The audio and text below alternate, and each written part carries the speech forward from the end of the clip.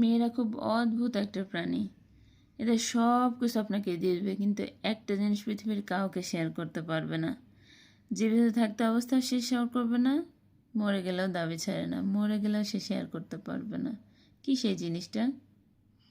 একদিন বউ অনেক অসুস্থ হয়ে গেল। মৃত্যুশয্যায় শুয়ে তার স্বামীকে বলল, আমি তো মারা যাব, আমাদের 5 বছরের একটা ছেলে আছে, আমি মরে গেলে তুমি বিয়ে করে ফেলবো, তাই না?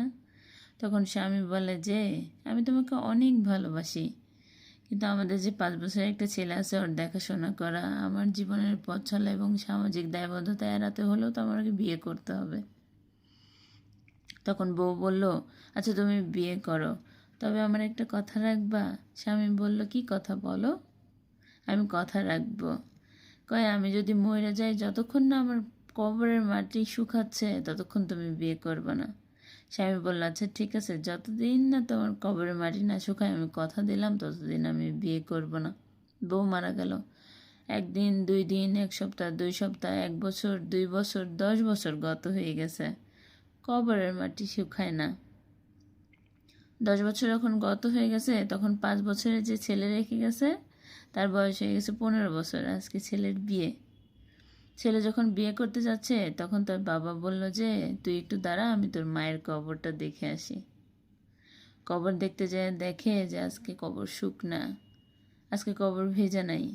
তখন সে তার ছেলের কাছে এসে বলল যে, আমি তার বিয়ে করব।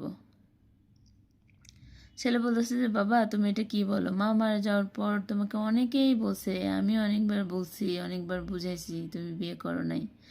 10 বছর গত হয়ে গেছে, আজকে আমার বিয়ে, আর তুমি আজকে বিয়ে করতে চাচ্ছ?